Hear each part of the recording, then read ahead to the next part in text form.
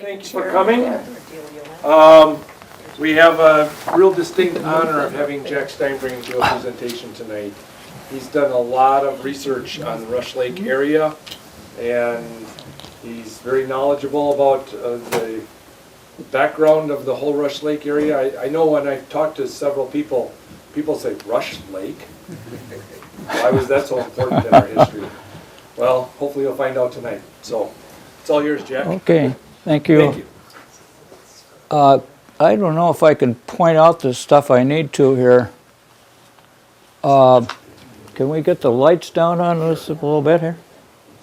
More lights? Ah, good. Okay, now we can do something. Can you move more to the side, John? Because you're blocking the screen for these people. Oh, sorry. Okay. Well, most of the work that Frank Farver and I did in the 1950s was along the east side of Rush Lake. And so there were sites all along in here. This is Island Road.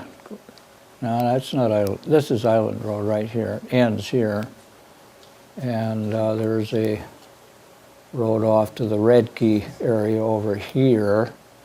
And then this one goes off to the east, but our area was all around in here.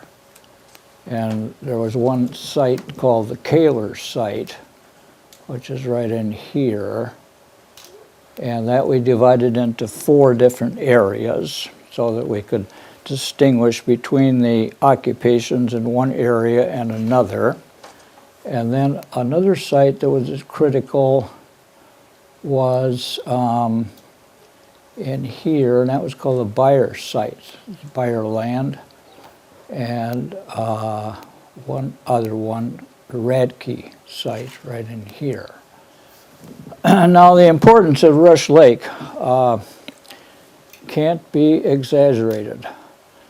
In 1846, Mr. Pickett, who founded Pickett, wrote a letter to Increase Lapham, who was then the archaeologist for the state of Wisconsin. He was a generalized science man. And he told Mr. Lapham that he'd been around collecting stuff around Rush Lake, and that because of the immensity of the collections and the richness of the deposits, it had to be one of the most densely occupied Aboriginal locations in the state. I don't think Mr. Pickett was anywhere else in the state, so he really had a little bit of a problem with that. But there can be no doubt that it was a very richly occupied area with a lot of cultural differences through the time periods. It was rich in wild rice, and of course waterfowl go down to collect the wild rice, and it would have been extremely attractive. But in the earliest time period that we have for Rush Lake, Rush Lake did not really exist. It was only part of a much larger lake called Glacial Lake Oshkosh. And the remains of that are still visible in the contours. But as you can see, the marsh around it, that would have all been part of Glacial Lake Oshkosh, and that would have extended quite a long ways to the west. Now, let's see if I can get this thing to work. There we go. This, no.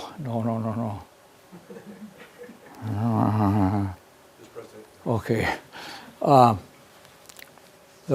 of the first places that we worked was a site we call the Radke-Dunham site. And you can see the contour goes up along this way and then it comes down like this. There's kind of a ridge that points out, and this would have been in a point on Glacier Lake Oshkosh. This is called the Radke-Dunham site, and the Radke part of it is this part, and the Dunham part, I believe, is this part right here. And this is a very early site. There's evidence that that site would probably have been in excess of 10,000 years old. Let me see if I can find some of these other sites. Well, yeah, here would be the Radke area right over here. And the Kaler site would have been up over here. Okay. Well, we did do some digging. And I think this was about 1956. I'd already been twice on active duty during the Korean War, and I had been out to South Dakota digging on a Smithsonian expedition, and I think my mother was ill at the time, and I had to come home. I was a grad student at the University of Wisconsin-Madison. And so that's me, and I'm digging a hole, trying to discover a archaeological profile, or at least a geological profile, on this edge of the lake. Well, that's the hole I dug. And this is what I found out. So that,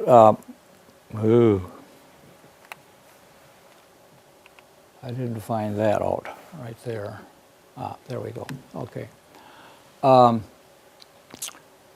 There is a lot of east-west plowing here. What happened? Okay, and what happens as a result of that east to west plowing is that these levels of topsoil up here kind of flowed over the edge and obscured the other layers that we had. There was an old humus line there.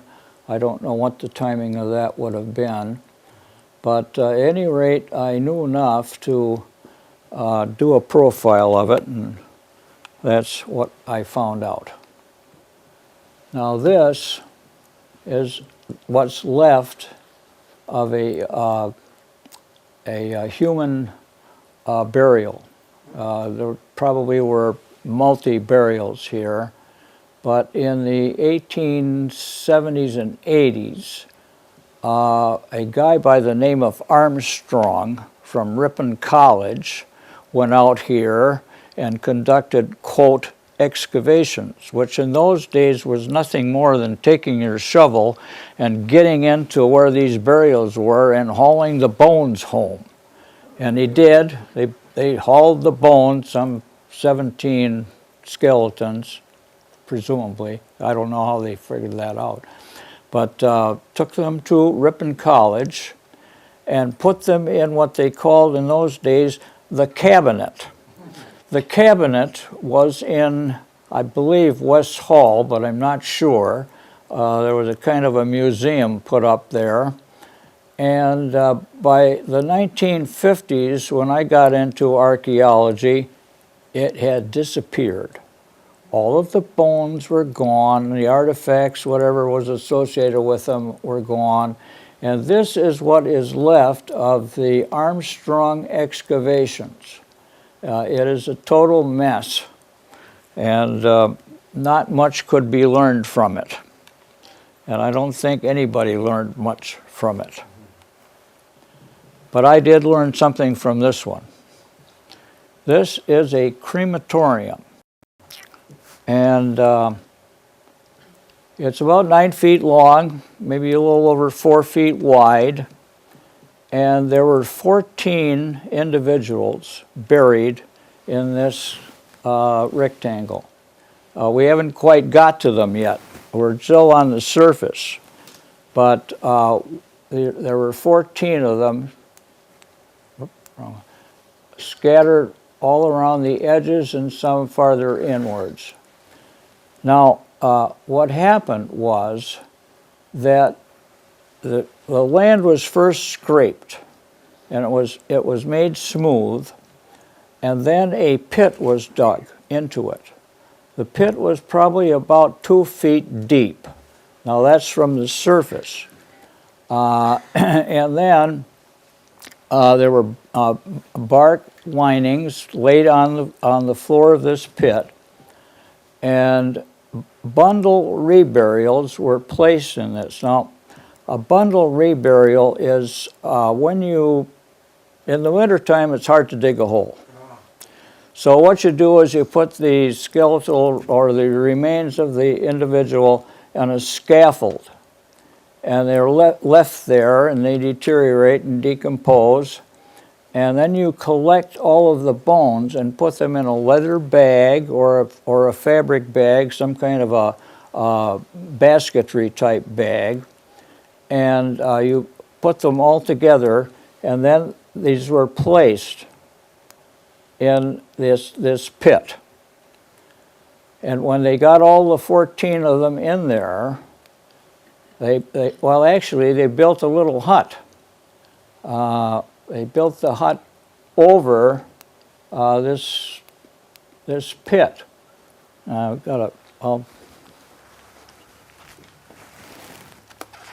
want to send that around. There's a profile here to show you what the little structure looked like. So when they got their structure and all their burials in there, they burned the whole thing up. So this is one vast crematorium with 14 individuals in it. And the only way I could figure out there were 14 people was I counted the right ascending ramus of the mandible. And I got 14 of those. I didn't have 14 of everything else, but I had 14 of those, so I knew there were 14 people in there. They ranged in age from about 65. You get the age from the degree of the obliteration of the sagittal suture. It's the one that runs down the middle of your head. And when that's totally closed and looks as though it's kind of eroded, then you're looking at somebody that's over 65 years old. And we did have a couple in there that were around 65. 65 would have been very old in an Aboriginal community. Life expectancy in those days was probably like 40, something like that. So 65, pretty old. And we also had infants, I would say not maybe 2 years old or something like that. So they ranged in age from 2 to 65. And there were 14 of them. Okay, let me see here.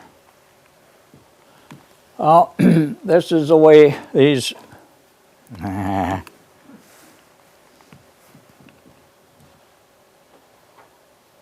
go back. Okay.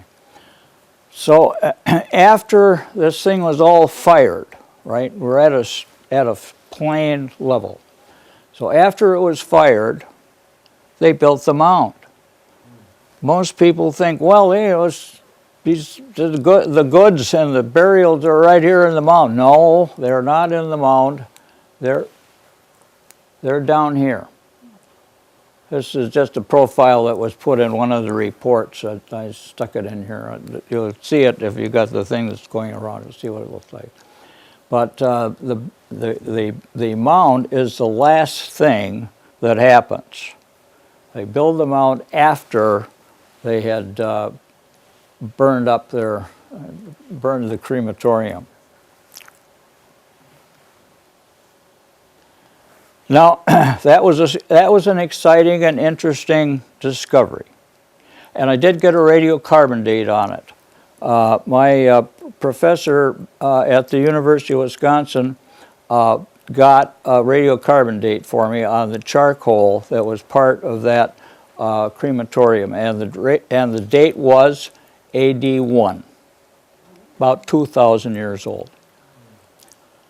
There were no grave goods in that burial at all, nothing, not even a single potsherd.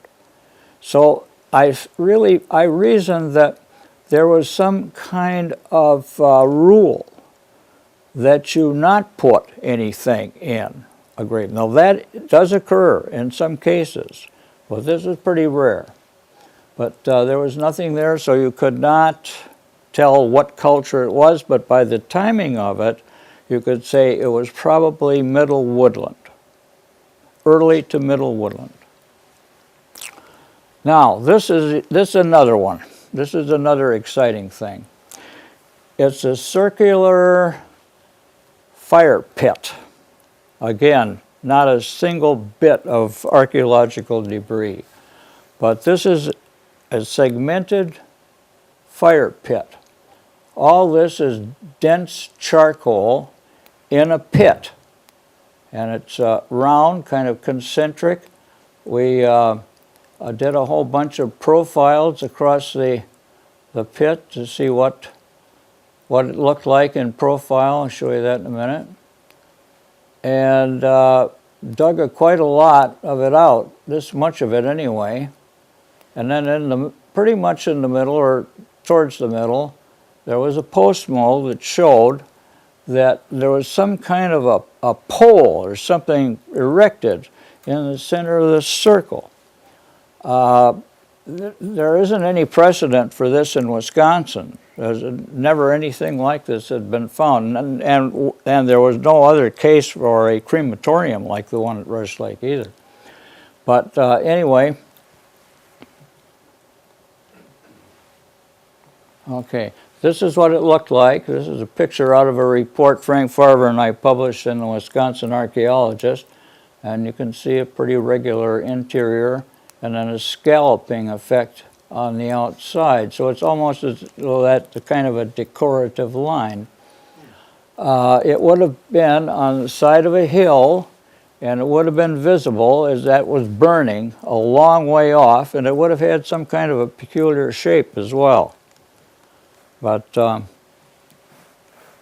there are the many profiles we dug to see what it was like. So it was not on the bottom of the pit.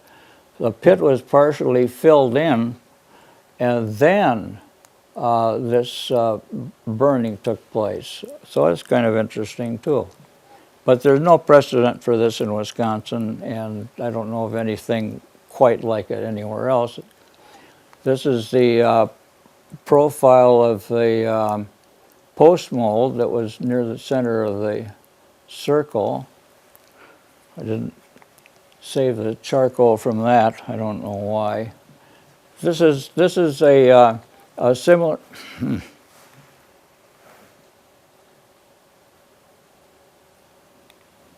This is a similar feature. I think it's in Tennessee, but this is a mound. This is not a pit, but that's the closest thing I could find to it.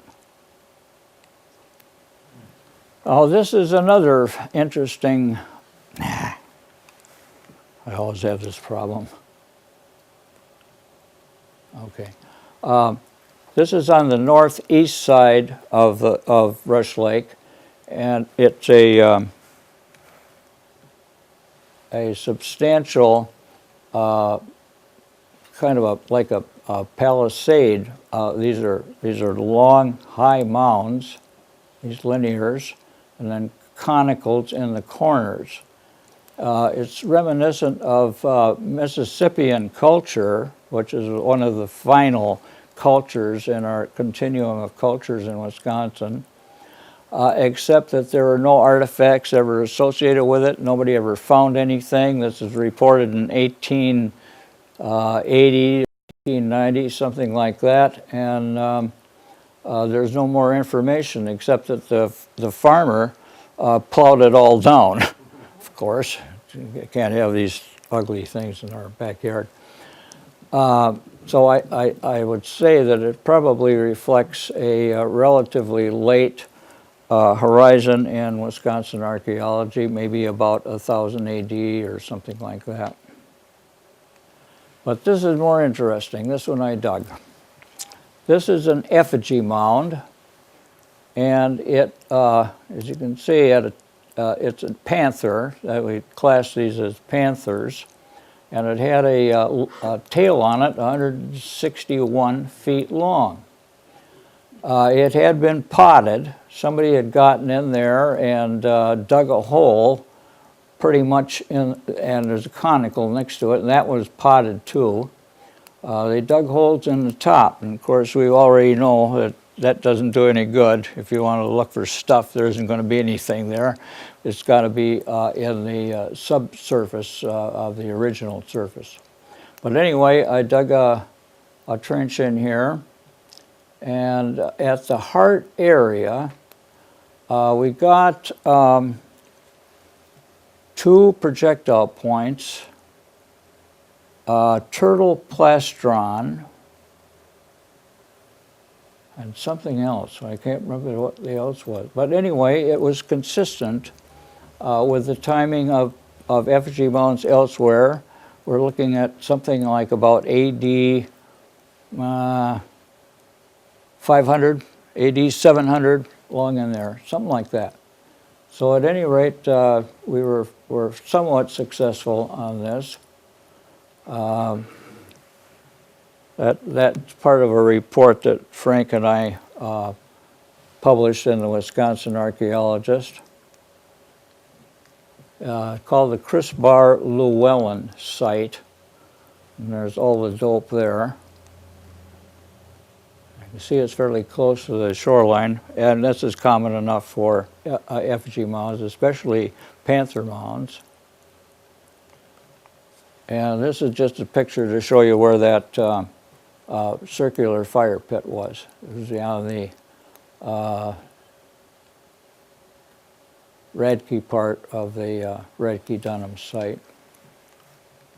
And it was on the side of the hill too, so that your best vistas for observing it would be from the east and northeast all the way down about this far.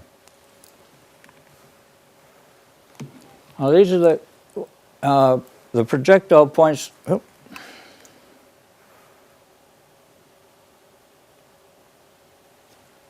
The projectile points that we recovered in the effigy mound were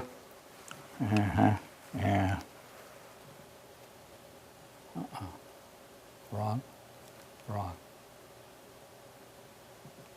Okay.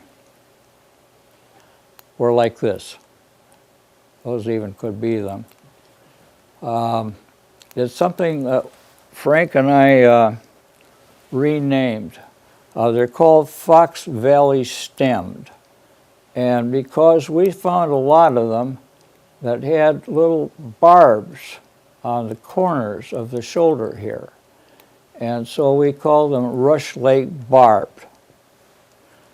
Anybody can name anything, anytime. Yeah, and these would all be late archaic.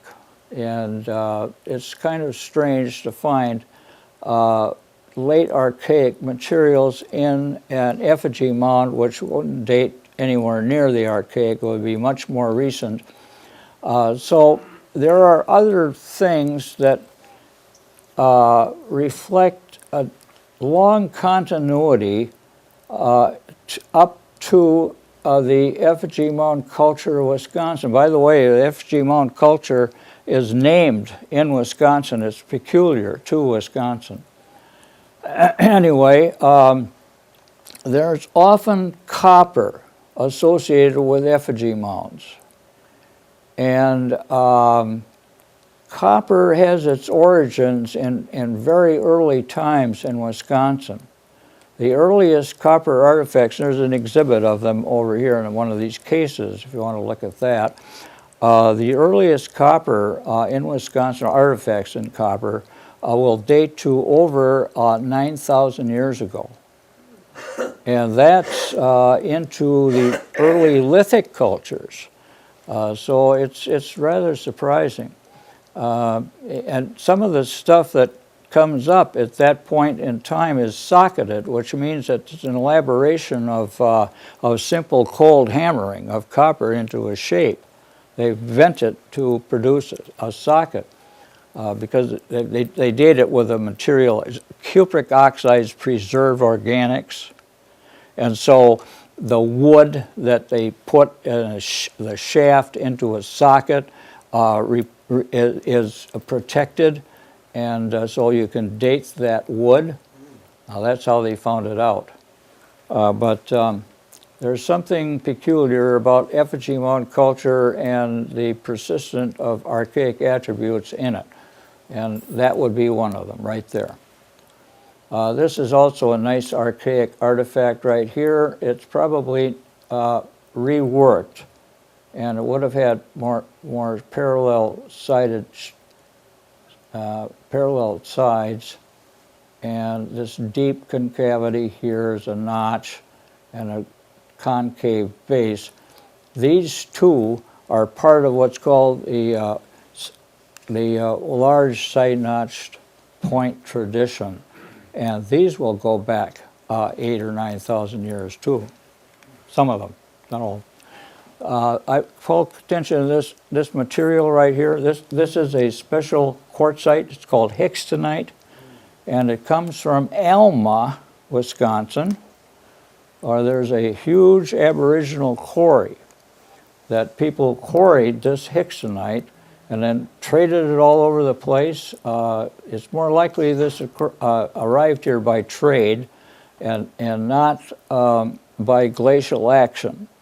The earlier glaciers, it's true, came from the Keewatin lobes, which came from the northeast and passed across us here. But they're covered up by a lot more glaciation later, and that came from straight north, which would rule this out, and also from the northeast would be the Laurentide glaciers. So this is a very popular and often expressed in early projectile point typology. This is just a picture of where all the sites are. There's Kaler site, there's the Byers site, and there's the Radke-Dunham site, and then there's the Radke site over here. Those are the ones that Frank and I found and where we worked for many years. Now this is an interesting artifact. It crops up around Rush Lake and not much of anywhere else around here. You see, that's a probably rhyolite porphyry, which we'll maybe talk about. It comes from Marquette. There's a quarry at Marquette. That's rhyolite porphyry, and they were articulated between Waukau Creek and the Fox River, so you can get in a canoe on Waukau Creek, go into the Fox, and go all the way to the site where this came from. That's what it looks like in cross-section, and it's called a trihedral adze. And the trihedral adze is not a common thing around here, but it is common on the northwest side of Lake Superior. The idea must have somehow got here, and people made it out of rhyolite porphyry here. But these are all the trihedral adzes from Rush Lake. This one here has a chip out of it, and obviously the material is darker than the exterior, which is repatinated. But these are all trihedral adzes, and they're characteristic of Rush Lake. But what are those used for, Jack? What did they do with those? well, this is a clue to the industries. This is the forest industry. This is an industry that probably made dugout canoes. And the adze is commonplace in British Columbia or northwest coast, where people made these huge canoes, dug them out. Of course, you don't get it all out with one of these things. You have to first get it burned up. So they light fires in these things and then use the adzes to chop out the rest of it. But an adze is an adze wherever you go. You can find the same thing in Australia and Polynesia, all over the northwest coast, and it's a unique thing here. There's some more from a different site in, I believe that site is actually in Manitoba. So they were using the same type of thing there. Another culture, these date to about 7,000 years ago.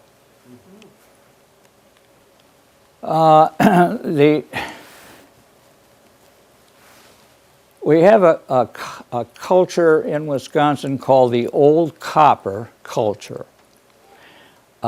People picked up copper in very early times and hammered it into shapes that they liked, at first just reflecting the typology or the form of their stone tools.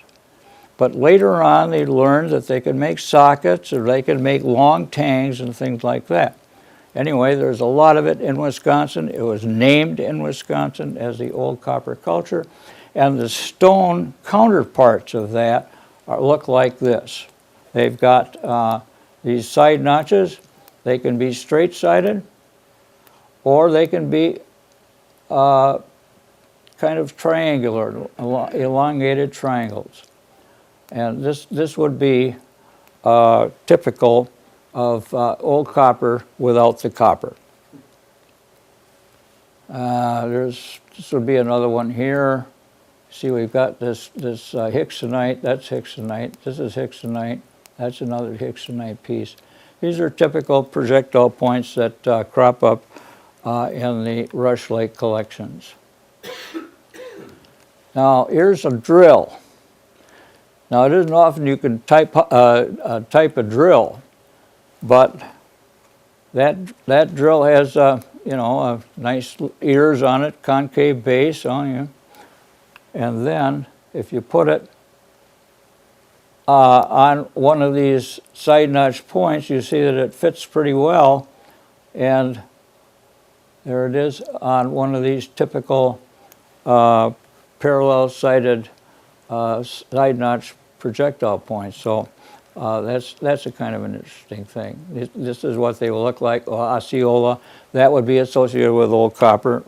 Now here we got the only copper artifact that Frank and I found, over 6,000 artifacts, only one of copper, and that's it. And it came from the Redke site. It's bent, it probably got hit with a plow or something, but that's the only one. It's not a very distinctive, easily typed form, but it's going to be archaic. We know that much. It's going to be at least 3,000 years old, probably a lot more. Now, this is the oldest artifact discovered at Rush Lake. This piece right here is at least 11,500 years old. It's called Clovis fluted, and it's one of the most widespread cultures in America. It goes all the way from practically the northwest part of the country, all the way to Nova Scotia, and as far south as Georgia and Alabama. It's thought to be associated with mammoth hunters, and it has been found in association with mammoth kill sites and butchering sites. And here it is at Rush Lake. So these people were probably hunting mammoth. These are some more of the bases of some. This is identical material to the one at Rush Lake, and it's from a site near Chilton called the Abisher site. Now, the material is a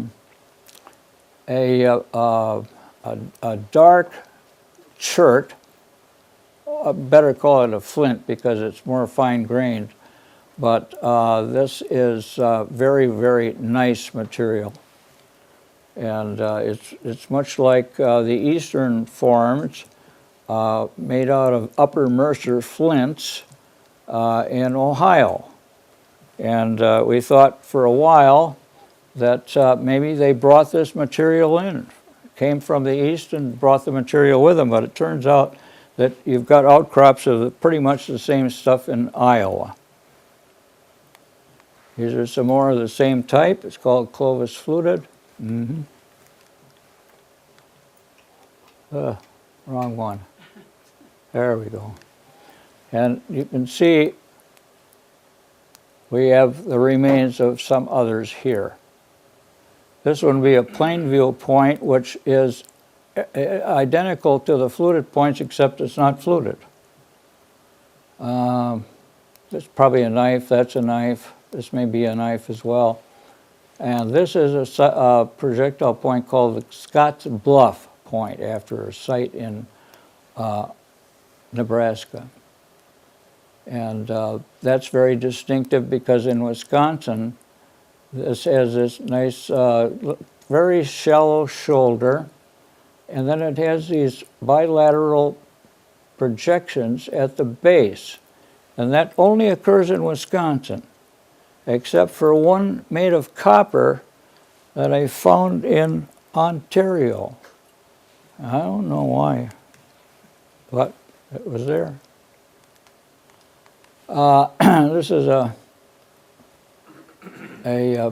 okay, what we got here is, that's probably a graver, which is a tiny little projection that's left as you chip down the edge of a lithic piece. And we couldn't figure out what you'd use these things for. But my old prophet, Madison, thought maybe they were used for tattooing. Good an idea as any, I guess. You could probably chisel bone a little bit with it, but they're pretty fragile, so they break pretty quickly.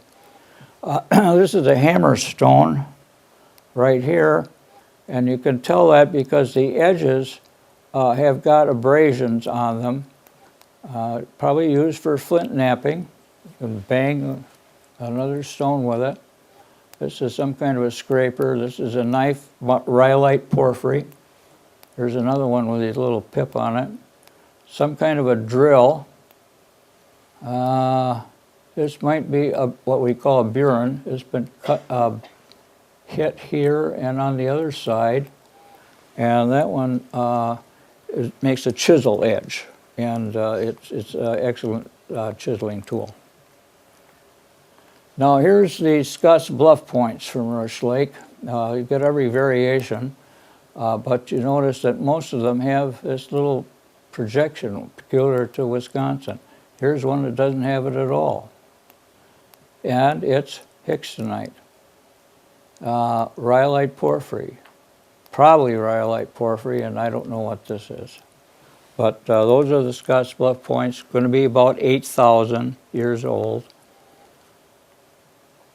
And these are some others that have been found in Wisconsin. Some of them without the Wisconsin projections, but here's one that does have it. And here's some more. Some of those are the same ones. Some kind of a reaming instrument here. And here's a kind of a cross between Scott's Bluff and something else, but it is Paleo-Indian for sure. And it will go certainly 8,000 years or so. Now this is an interesting piece. That's like a bayonet blade. It's got a serrated base on it, and it's got two pieces. Well, Frank Farber found this, man, and he found this piece one year, and then 10 years later, he found this piece in the same field. Remarkable.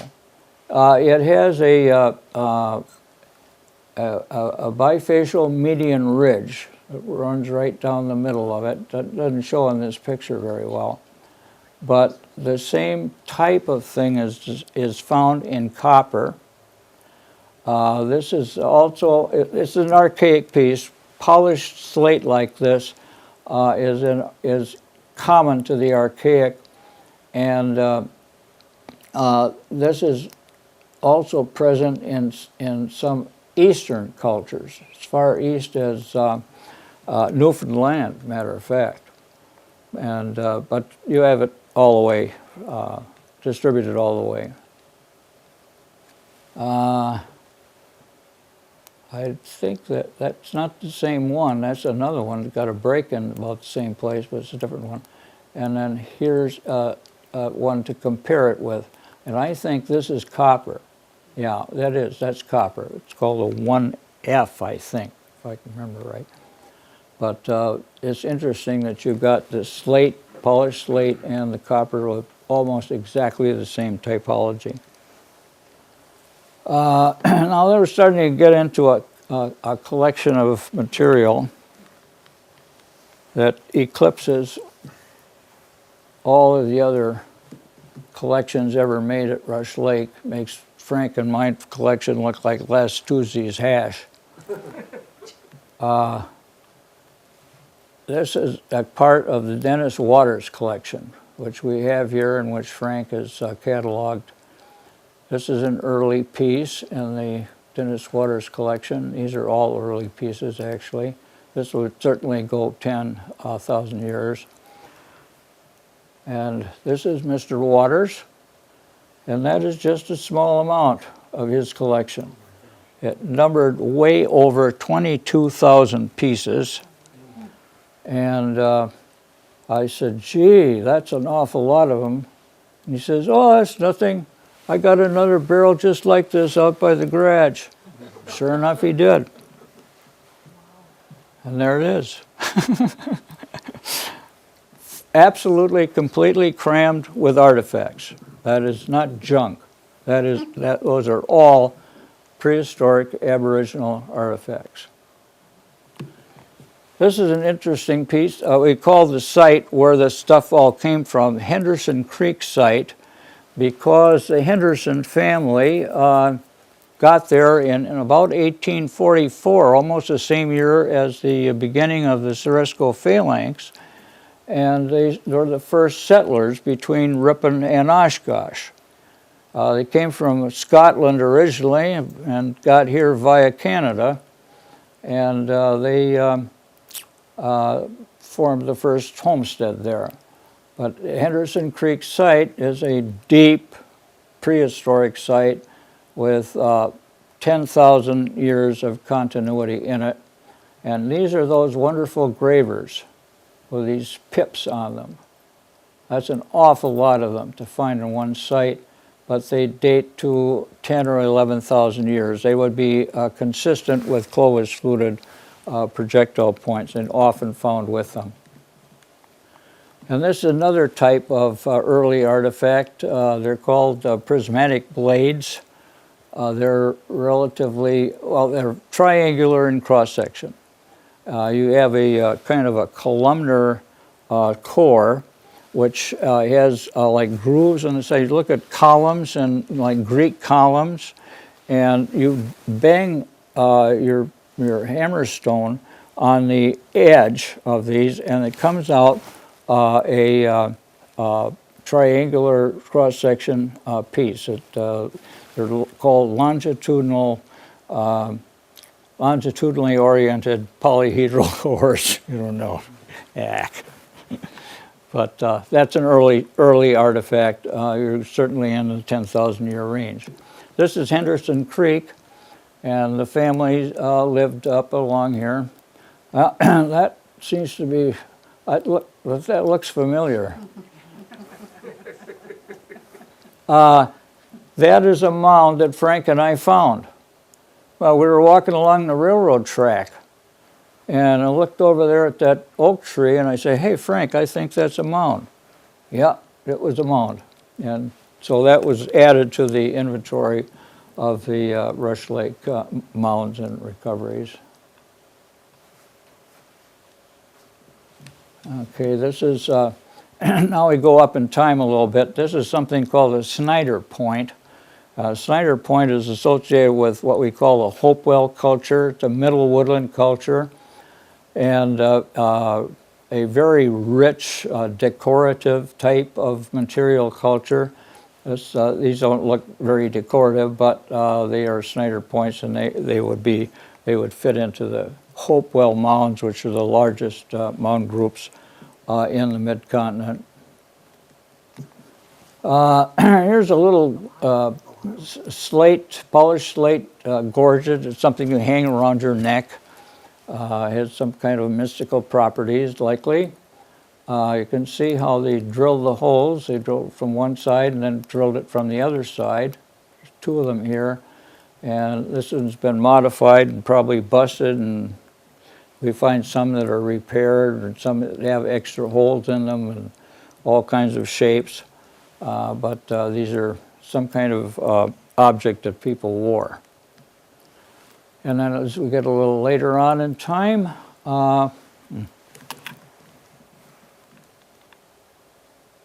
we get into pottery making.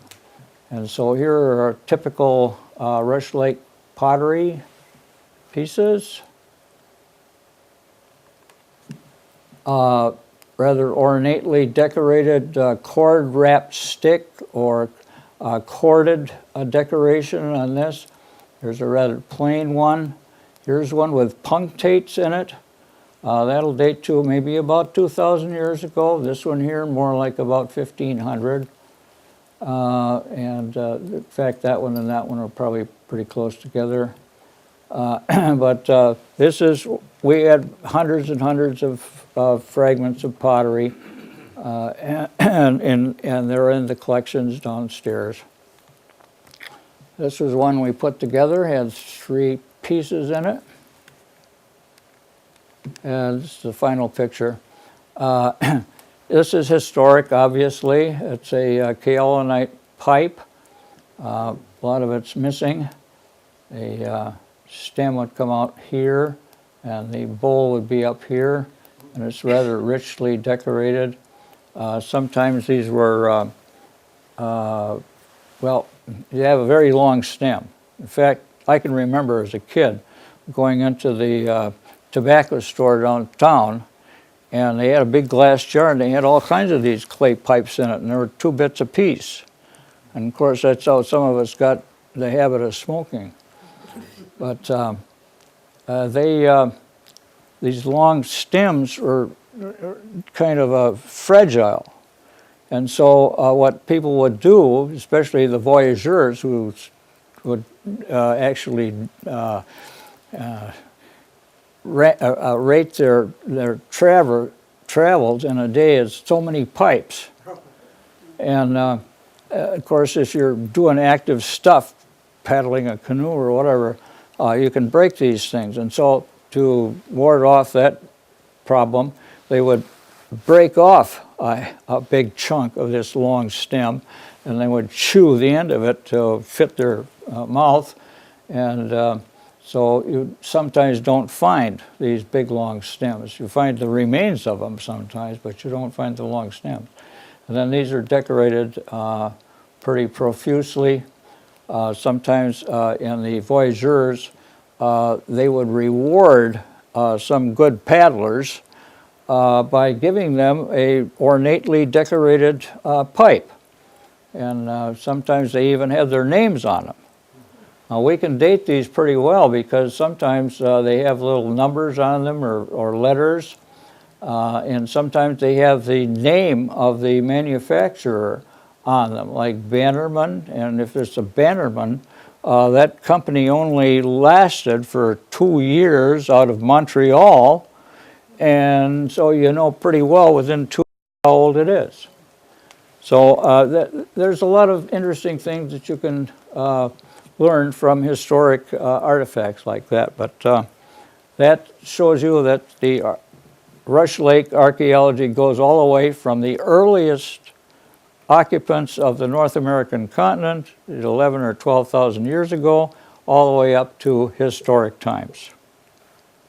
I thank you very much.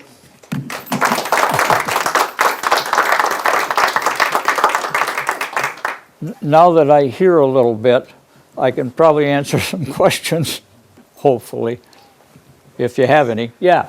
Have they been able to figure out the various cultures that occupied this area? Well, from our collections, we can tell you that we've got Paleo-Indian, Archaic, Early Woodland, Middle Woodland, Late Woodland.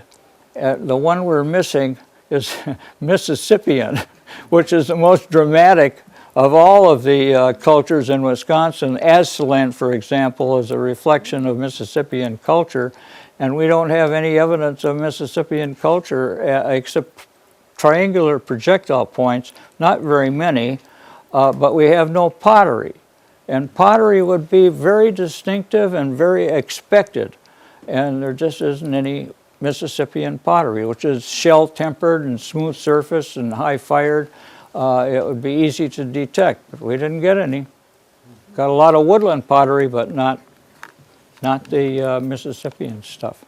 But all cultures, everything from the earliest to the latest is at Rush Lake with the exception of Mississippian. Yep. Now, you only showed one effigy mound. Is there more of them that are in the area? Yeah. Or is there just...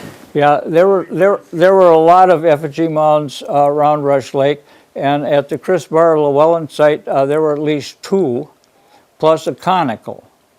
And we only dug the one because it had already been potted, and I think we found artifacts that were in the spoil from the potter, from the guy that potted it. But yeah, there were other effigy mounds. They were just plowed over.